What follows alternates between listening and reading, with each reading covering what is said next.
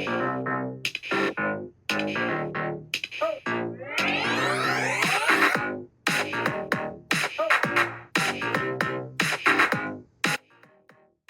there, beautiful souls. I'm Colynn And I'm Meridee.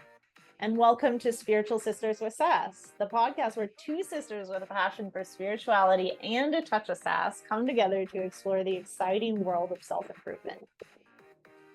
That's right, Colynn. We embarked on this incredible journey together, diving into different self-improvement techniques, yoga practices, and a whole array of life experiences. Yeah, and through it all, we've managed to create lives that are abundant, happy, and constantly evolving. It's been a wild ride, hasn't it, Meridee? You bet, sis. We've got two very different perspectives on life, but that's what makes this podcast so special. I'm all about diving in head first into life's adventures and embracing every challenge with a bit of sass. While Colynn here, she's got her own unique approach. Yep, that's me. And I'm all about the yoga, mindfulness, and finding my zen. And together we make the perfect balance. So whether you're looking for some wisdom, a few laughs, or just some heartfelt stories, you're in the right place. We're here to share our personal experiences and insights with you, all while exploring the wild and diverse world of self-improvement. So grab your headphones and get ready for a fantastic journey with us. Spiritual Sisters of Sass is here to uplift, inspire, and keep it real. Thanks for tuning in, lovely listeners. Let's dive in. Spirit and sass. Here we go.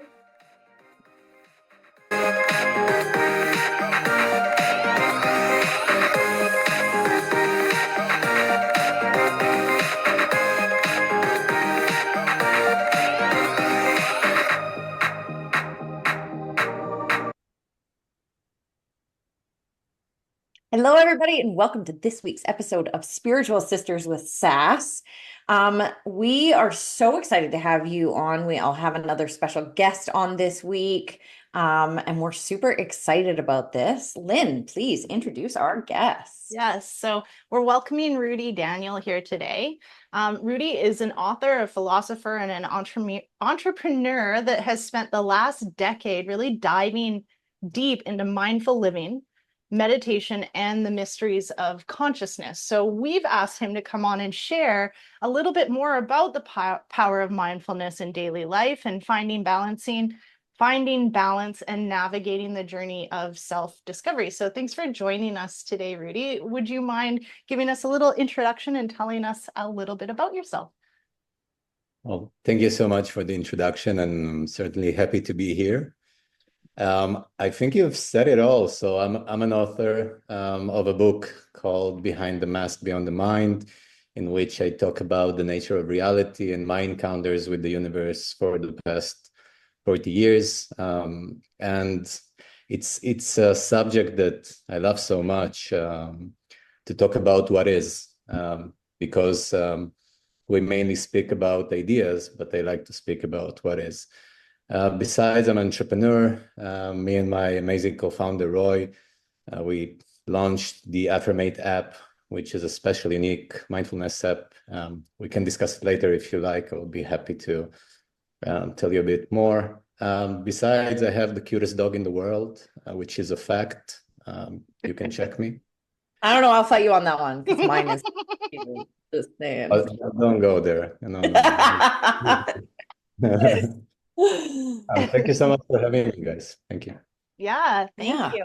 What really drew me to what you were saying is the mindfulness aspect of things. So mindfulness is a big part of yoga, and it's also made its way into school systems without the yoga term of things. It's called Mind Up in a lot of school systems in Canada. We're both from Canada.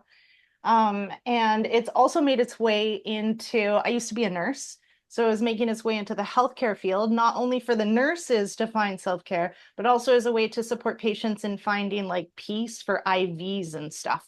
So I'm loving the innovation of bringing mindfulness into everyday life. There's MBSR, mindful-based stress reduction, which made its way into the corporate world as a way also of yoga nidra, helping PTSD with vets, etc.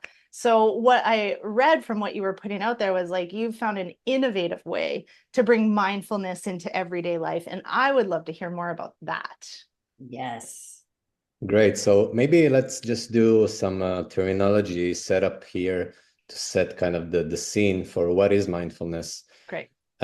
So we have all these different methods, like yoga and meditation and different practices. Most of them come from the East, and there is a sort of mix up with terminology. When people talk about mindfulness and meditation, they talk about it synonymously. So I would like to make the distinction. So meditation is a practice that was imported from the East. It's a method that goes back thousands of years and has a lot of cultural context and background and understanding to it.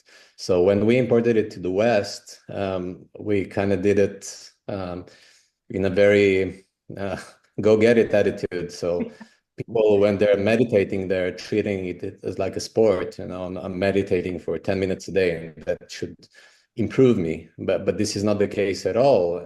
In fact, the word itself, meditation, in English is to think about something, to meditate deeply on something, which in the Indian tradition is not the case. It's just our being stripped away from all concepts. So this is why a lot of people, when they try meditation in the West, they feel it's so difficult, although the premise is great, but it is so difficult to close your eyes even for 10 minutes and try to think of nothing, or to calm your mind, or try to resist your mind in any way. You will find out pretty quick that it's impossible, or it's very, very difficult and required a lot of efforts and a lot of practice. And that's why people give up on meditation, which is too bad. But the good news are that mindfulness is here. And what is mindfulness? Mindfulness is a kind of the backdrop of all these methods. It is, as the word actually suggests, it is being full of mind, or being mindful means being totally invested and present in the immediate thing that you're doing right now. So, for example, it's an example that I love to give, but I'm drinking coffee right now, so I will use it. There are two ways of drinking a cup of coffee. One way would be just drink it, and for the sake of caffeine or sugar or whatever it is, the taste. It's like a mechanic thing that you do every day.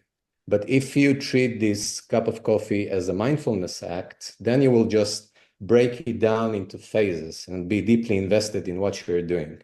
So that means you can hold the cup and feel the sensation in your hands as they're getting warmer through the cup. And then you can smell the aroma and let it play with your senses. And after you did that, you take a sip and you feel how the textures play with your inner organs, with your mouth, with your tongue. And then you swallow the coffee and follow the motion through the body. So this is the concept of mindfulness. Mindfulness is just being fully aware and present, and it doesn't really matter what you do. So there is no special kind of practice for mindfulness, although you can develop many, many practices on this platform, including breathing, chanting, cooking, talking to someone, or walking. You can do whatever you want. And what it does, it's because it's really experimental and something that it's easy to test. You don't have to hold strong to any theories of what may happen if you meditate for 10,000 hours or something like that, and what you will become in the future. You're trying to project some future better you. But mindfulness, you will see the immediate effect right away, because it becomes apparent to you that the world has much more than you usually perceive when you do things slower and you're invested in what you're doing at the moment. So this is the ground for mindfulness and meditation, and what I'm doing with mindfulness. So for your question, the way we innovate mindfulness is through technology. So we know that today a lot of people uses their phones, and mostly not in a good way. You're doom scrolling, you're wasting your time on social media, etc. And we're using this very instrument that brought so much anxiety and stress and depression to people to make a fun, engaging, and short mindfulness experience. And our app Affirmate does just that. So you have this quick 90-second mindfulness practices, and you have all these cool things that you can do. And the innovative part is that you're turning this practice to be something fun and meaningful, instead of treating it as like a chore, like something you have to do to get better. And anything that you have to do and you treat it like a chore will eventually fatigue you, and you will drop the method. And yeah, so this is my take on mindfulness and the way we go about it. I hope that answers your question. I love that.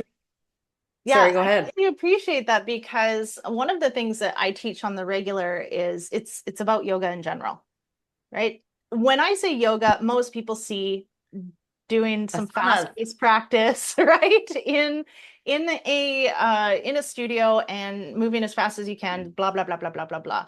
Yet when I teach others about yoga, like really what I'm hearing you say is mindfulness is yoga. Because for me, yoga equals balance. And in order for you to attain balance, that means that you need to be present. It means you need to be present in the moment, every moment that you're able to be present in, including if you're doing the dishes, right? When you're doing the dishes, do the dishes. But how many times, like this is such a thing that never stops. We have to do every day. Otherwise, either you're destroying the environment or you have a really messy kitchen, right? And how often are you really present to washing the food off the plate, rinsing the plate, putting the plate over here? Like usually my mind is off with my to-do list and all the other things I'm going to do after I've done the dishes. So every day when I share, I talk about yoga, bring yoga into your life. What is your yoga? And so I feel like there's a really like a close link and a different perspective on yoga being mindfulness. Absolutely. I totally agree. And like I said, everything can be mindfulness. Mindfulness is the platform in which you practice whatever thing you like to do. If it's yoga, it's yoga. And if it's cooking, and whatever it is. So I'm totally with you. Yeah. And that's the piece, is like within the Yoga Sutras, one of the things, like the very first sutra says now yoga. And then and the sutras are like, let's say a Bible of yoga. So then there's 195 other sutras that explain what the first one meant. And so my interpretation, after going through so many different versions and translations of the sutras, is like, now yoga is like, everything is yoga. And then the other 195 affirmations are telling you how everything is yoga, including the fact that meditation itself is not mindfulness. And even what I heard you say was like this idea of like doing meditation, when in actuality, meditation isn't something you do, it's something that happens to you after you find a space of going within and then intensely focusing on that. So if you look at it this way, they're completely different things. They can be related. You can be mindful in your meditation, but mindfulness, like you said, is something that you could have every moment of every day if you were willing to wake up enough to see that, and your whole life and perspective would change. You're spot on. It's absolutely the truth. And meditation, it's something that unveils itself rather than something that you can achieve. Right. So you can achieve deep states of relaxation in sitting down and calming your body and your mind. But true meditation is your basic being. So it's only something that you can unveil. And to do that, you have to have the right set and settings. And the mindfulness practice will eventually give you exactly that. It's what I call a crack in reality, in which you see through the crack that life is much more profound and significant than it looks for an adult. I mean, children see that all the time, but for adults, we forget it. And this is mindfulness. This is our opportunity to see it again. Right. I love that. I mean, I have a million places to go, Meridee, but I love that this synergy between like awareness and mindfulness, because I don't know that I've like actually brought the two together into one, even though essentially that is what it is. Like for me, mindfulness, thinking, being aware, which is that awareness, but to tie the two together is just such a perfect synergy, because that's exactly what it is. Mindfulness is being present right now, slowing yourself down and being aware of what you're doing, what you're thinking, what you're saying, what actions you're taking, instead of being stuck in your habitual movements. Like Lynn said, like when I do dishes, I'm thinking of the million things that I need to do when I'm done my dishes. You know, loading the dishwasher or loading my washing machine to do laundry. I'm thinking about, okay, as soon as I'm done this, what I'm going to go do, not like the actual act of what I'm doing. So it's just really interesting to go there. And I mean, how many people are like, I just need to be more present focused? Okay, so in other words, be mindful right now. Yeah. I agree, and I would even say that you can replace the word mindfulness with awareness. It's the same thing. Awareness is being totally aware, and mindfulness is being full of mind, which is the same thing. Being totally aware at what you're doing, being so engaged, and people overlook it because they think that being aware is something mundane. But I promise you that it is not. If you just follow your breath, it's like a very simple thing. You will find out that there are so many ways that you can follow your breath, so many points of attention that you can give to your breath that may have eluded you throughout all this time. And you will find out that, oh, wow, breath is much more complicated than I thought, and it has so many processes. And then you are fully aware. But eventually what needs to happen is you will become aware of your life, which is the greater, bigger picture. Right. And this is the platform for it. So I'm totally with you, and these are the same words: awareness and mindfulness. So Right. beautiful. So my question is, can you tell us a little more about the book that you wrote? I'm curious as to like what do you get into in the book? And then share with us as well. If you share with us the link as to where you can find this book, we'll also put it in the link below when you guys are listening to the podcast. Sure. So the book Behind the Mask, Beyond the Mind is basically some sort of journal from one person point of view. And in this book, I cover my life from childhood throughout adolescence and to being an adult.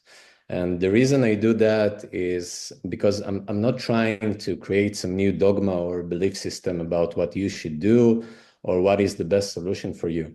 What I'm trying to show in my book through a sort of a dialogue with the reader is to present questions that may have escaped the reader's mind throughout the years. Some things like the polarity of things or the duality of things. These are simple philosophical questions that a lot of people have, and certainly throughout the Eastern traditions. But I take it more from a Western mind point of view, and I'm pointing at events in life, and then I challenge the reader to think about their lives. My personal journey was such that in my childhood, I had a lot of what now I would call mystical experiences, in which I saw the world as something amazing and beautiful and profound. And I found so much magic, and things that were happening to me as a child, they kind of stuck with me. And when I became an adult and life has become a sort of a drag or something that is very mundane, predictable, and kind of dull, I began to remember all these childhood wanderings that I had.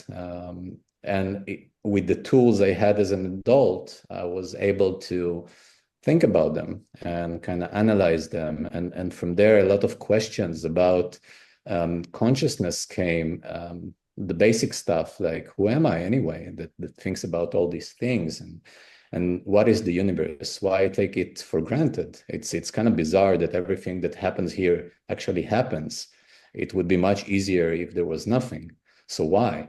And this is kind of the agenda of the book is exploration. It's it's a way for me to put all my thoughts into one place, because it's quite difficult to talk about it for so long with people. So I figured out maybe I should write it, and it will be easier for me, to get rid of all these thoughts on paper.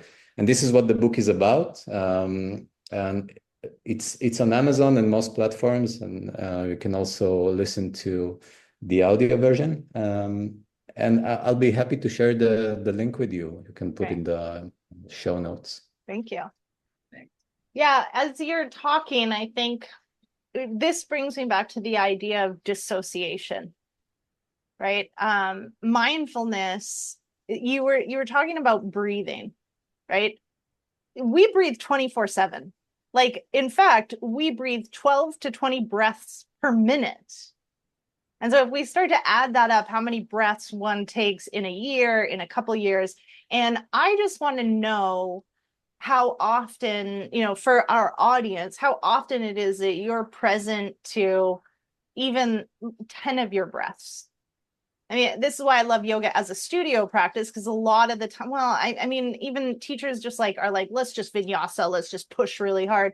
But some teachers bring us back to our breath, back to realizing that there's this process that if you don't do for like 2 minutes, you're going to die. And that's how unaware and disconnected we are to our own bodies.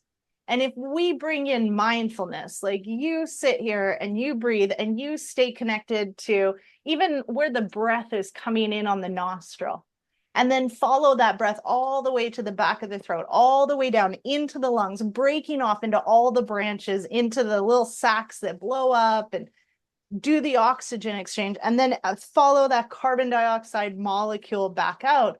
This is just like one simple way that you can connect to your body. Yet we're so, society as a whole, and I don't love talking general and vague, yet it's a way that we can stay disconnected and dissociated from ourselves. In recognizing like we're doing these life-saving or life-sustaining practices on the regular that we don't even give a second thought to. Your blood stops pumping and you will die. Yet how involved are you in your own heart and all that's going on in your body? No, you're up here. I'm fat. I'm stupid. That person doesn't love me. I'm broke. Right? Yeah. It's so interesting because we just don't think about the things. And then too, for me, as you're talking, I'm like, I can just picture me telling a few of my clients this and then being like, okay, I'm going to do that. And then they start thinking about like the right now, but then they feel this like, well, I'm not thinking about all the other things that I need to do. So that's going to like mess up my life, except it's not, because we need to slow down to get back to like the purpose of being on this planet is not for us to accomplish all this money, for us to accomplish, to buy a house, to raise 2 children. That's not the reason you're here. And yet we completely walk away from that side of everything. And then when we do pull back to that side, we start panicking about the fact that we're not in the future. We're not worried about what's going to happen in 5 minutes. We're not worried about what we're going to do tomorrow. I'm not worried about, like, oh, when I'm done this podcast, all the things that I need to do. Instead, as you're talking about my breath, I'm actually like focused on it. But it was interesting because my brain also went to, again, even just telling my client, that's future-based. Even sitting in it thinking, and I literally had that moment of like, but if I'm focused on this, I'm not focused on all the things that I have to do. And it just was like such an overwhelming sensation of holy shit, look at how far we are from where we need to be. Or and even I practice just mindfulness. changing the language from where we need to be to where we could be. Yeah. I think you raised a great topic, and this is something we should touch on. So what you're saying, basically, if I should be aware always, let's say I should be always aware of my breath, what will happen with all the rest of my life? I need to function, I need to go to work, I need to do all these things, I have responsibilities, etc. And if I'm trying to be focused on being present all the time, that means how we'll handle life, right? So that's a great topic. And my answer to that would be very simple. It's very hard to talk about it in terms of linguistics, because we are used to a world of quantity. We try to figure out the world in quantity and not in quality. So let's say if I'm trying to convince you to listen to a certain symphony by Bach, for example, and I'm very articulate, and I'm telling you all these wonderful things and notes and all the changes in amplitude and frequency in the music, and even, I'm going to artistic lengths, and I'm trying to explain the geometry of the music, but it will be a whole different experience when you listen to it. So there's a big difference between quality and quantity, and people mistake these kind of things. So this is where these questions are coming from, like, what is the math? How should I do that? So it's very easy. You don't have to be aware all of the time, because that will keep you away from living. Even if you're aware of your breath all the time, this is the only thing you can do. You can sit and be aware of your breath. But this is not the way it works. The way it works is more something like music. So you practice music at the beginning. I play the guitar. So when you start learning music, you're kind of building a platform in your mind. You're opening a door to something new. And with time, as you do it, the setting in your mind changes, and you are more receptive to music. You are more sensitive to music. And with time, this skill, it opens up the door. It cleanses the door of perception that you have before you really heard music, to the point that you really do. So it's the same thing with mindfulness. You begin by being aware of something really small, like breathing or drinking a coffee or whatever it is.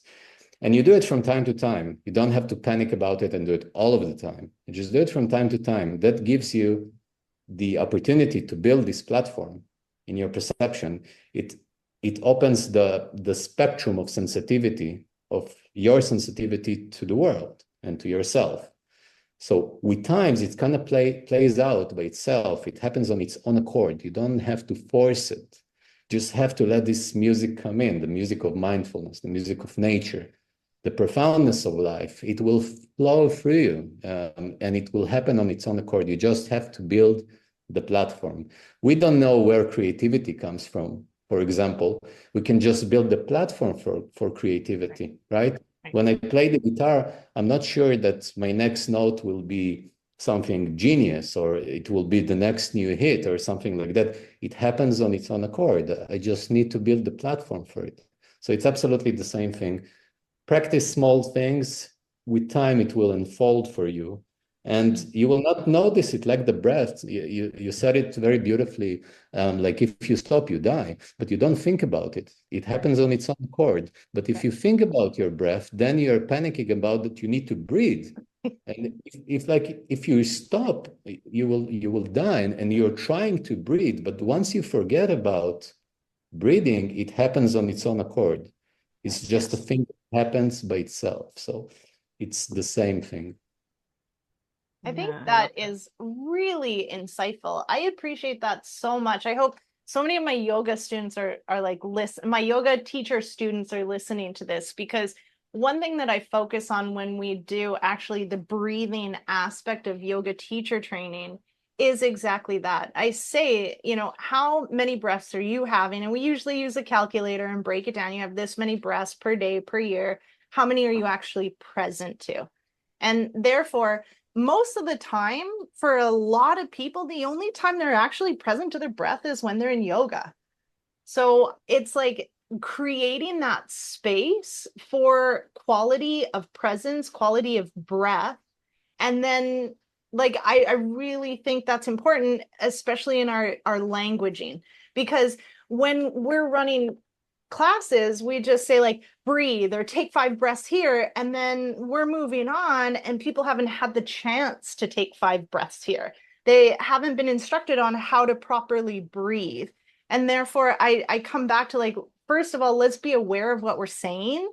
So let's be mindful of the cues that we're giving in class, but also creating a space where people that come to class get that quality, get that time to be really present in their body, because we do know when they leave, they're probably not going to think about their breath again until they come back to yoga again. So I do love that, because that like almost brought me back. It like slingshotted me back to, you are not going to be present 24/7.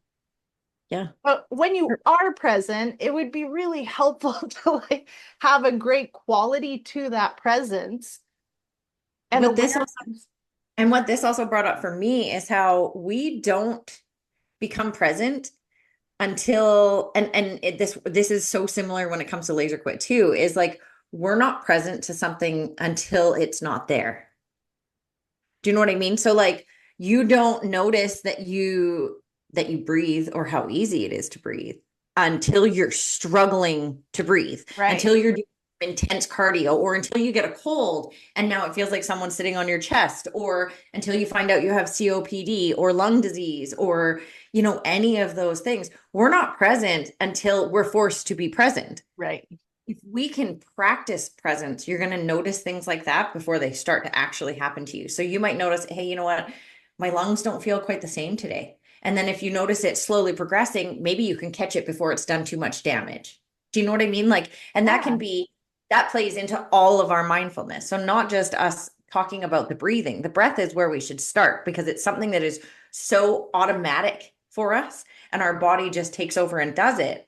But if we can slow ourselves down and become conscious of what it is and mindful about this effect that it's having, when it changes, we can now see it change. And that way we're not waiting for something bad to happen, because how many people will say to you, oh, I had no idea. And it's all because we aren't mindful. We're not aware of, the way my body's reacting to something I drank, or like, and I have many examples of this in my life, where even like an allergy to something, when they always say hindsight is 2020, right? So for me, an allergy is something, once I realize I have the allergy, I'm like, oh shit, yeah, I see how that was coming. But I didn't notice it until it hit me hard enough to smack me in the face and slow me down, and make it so that, like, I don't know, like maybe my face swole. Well, now the whole world is going to see that I'm allergic to whatever it is, when I could have probably prevented that from happening if I had been paying attention the last 20 times that I had done the thing that caused my face to swell. That's a great insight. Yeah, I like that. So I was about to say the same. It's a great insight, and I would call it the art of life. Once you begin living mindfully, you can predict these things. You can see them. What people call there's a phenomena a lot of people talk about, synchronicities. So it's the phenomena that it seems to you for a split second that everything is connected.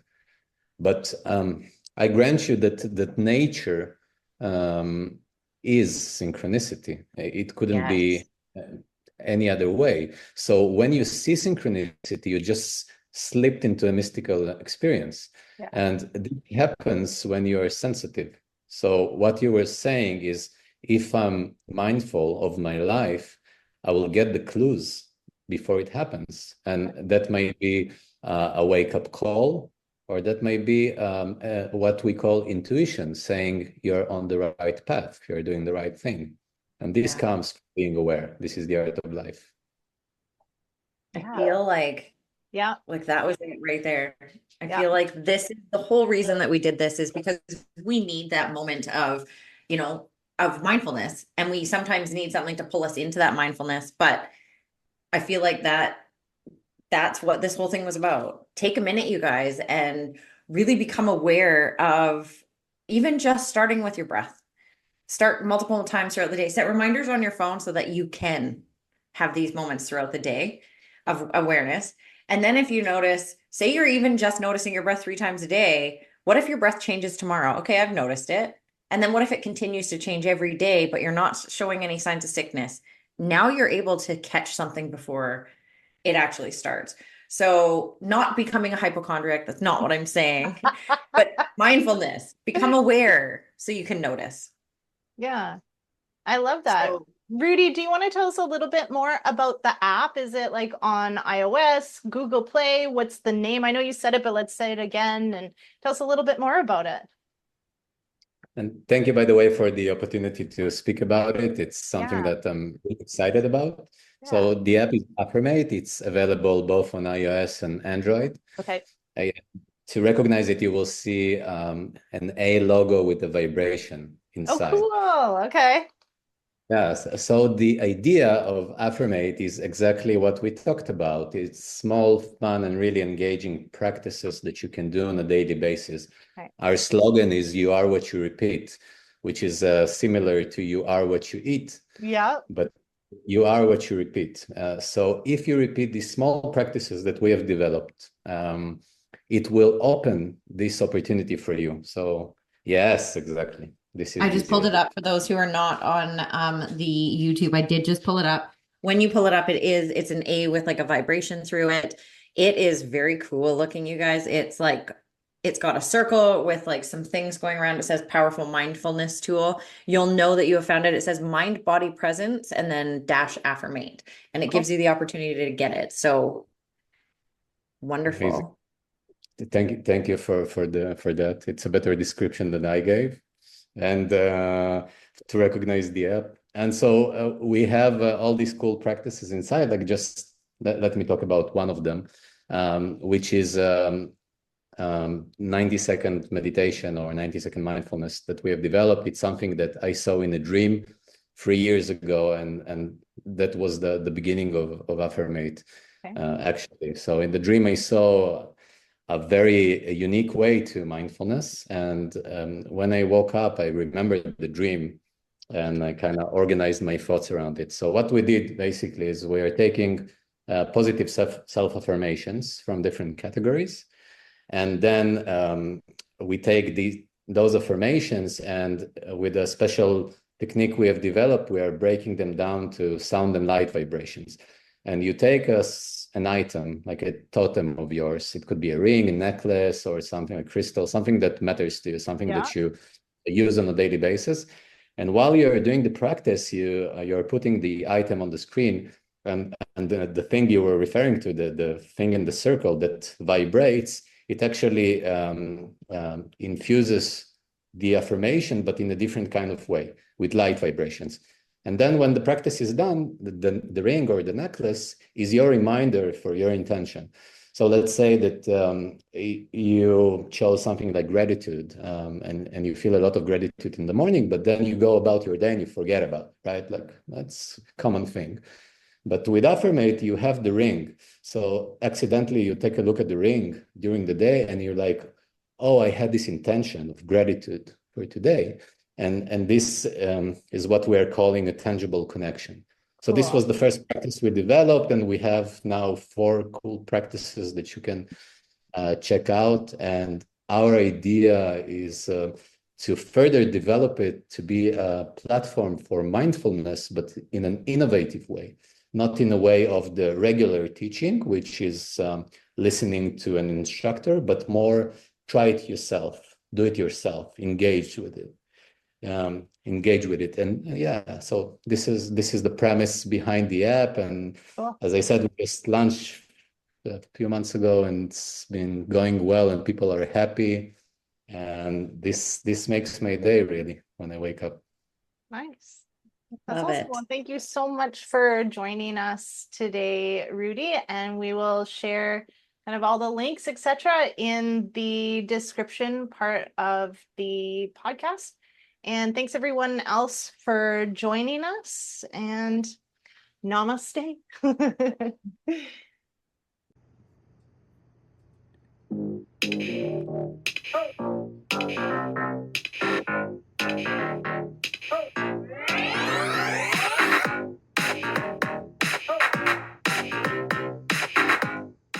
Thank you for joining us on this spirited journey today.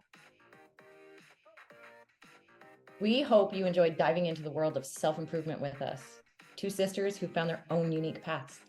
Remember, life is a tapestry of experiences, and it's how we embrace them that makes all the difference. So whether you're on your yoga mat, exploring mindfulness, or simply navigating life's twists and turns, always keep that spirit and sass alive. We are Colynn and Meridee Lockoff, and we're here to remind you that happiness and abundance are within reach. Stay connected with us on social media and keep those questions and stories coming. We love hearing from you. Until next time, beautiful souls, keep doing the work, keep sharing your experiences, and keep living a life that's authentically you. And never forget to add a little extra sass to your day. Spirit and sass, always.